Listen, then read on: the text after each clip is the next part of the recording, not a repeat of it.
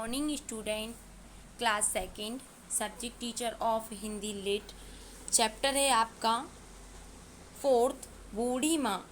प्रस्तुत कविता में बड़े बुजुर्गों की सेवा सहायता करने का रोचक संदेश दिया गया है। इसमें इस कविता में बूढ़ी माँ है और कुछ बच्चे हैं।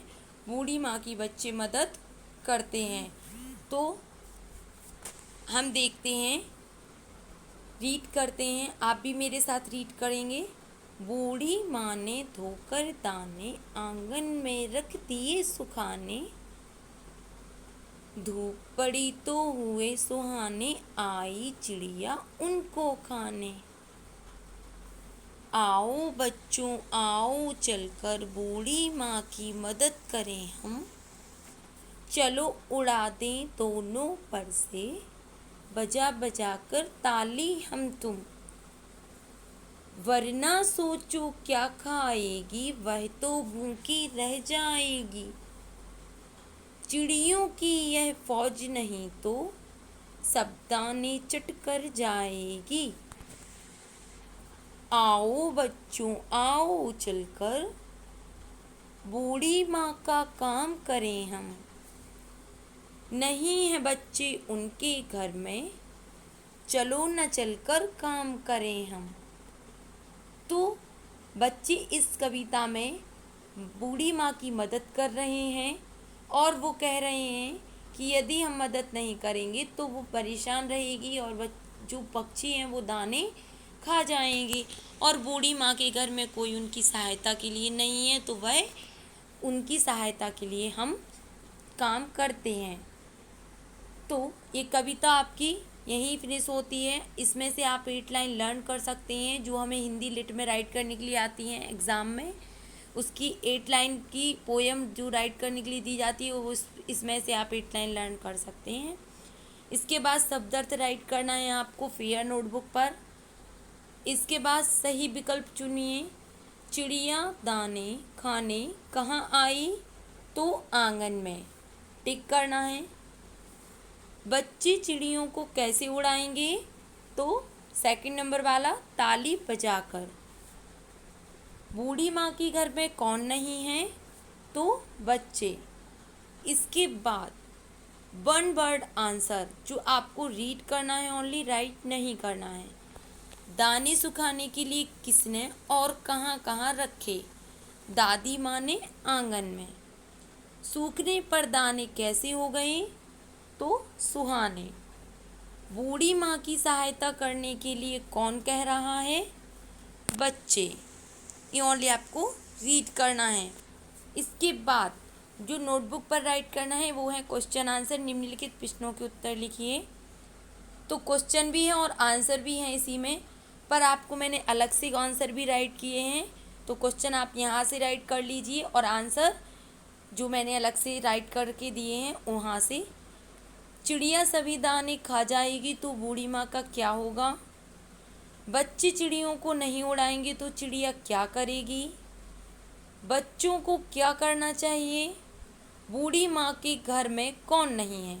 ये 4 के आंसर वैसे तो यहीं पे राइट है, पर यहाँ अगर आपको नहीं समझ में आते हैं तो मैंने अलग से आंसर को राइट किया हुआ है, तो आप यहाँ से कर सकते हैं। फर्स्ट का आंसर है वह तो भूखी रह जाएगी। सेकंड का आंसर है सब दाने चट कर जाएगी। थर्ड का आंसर है बूढ़ी माँ की मदद। फोर्थ है बूढ़ी माँ के घर में बच्चे नहीं हैं। तो ये थे आपके क्वेश्चन आंसर जो आपको फेयर नोटबुक पर राइट करना है। कविता की पंक्तियाँ पूरी कीजिए।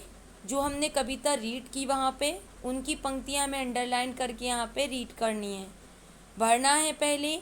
और जहाँ पेंसिल से हमने भरा है, जैसे ब्लैंक्स करते हैं, सेम वैसे ही अंडरलाइन करके इसको पंक्तियों को भरना है। बूढ़ी माँ ने धोकर दाने आंगन में रख दिए सुखाने, धूप पड़ी तो हुए सुहाने, आई चिड़िया उनको खाने। आओ बच्चों आओ चलकर बूढ़ी माँ की मदद करें हम, नहीं है बच्चे उनके घर में, चलो न चलकर काम करें हम।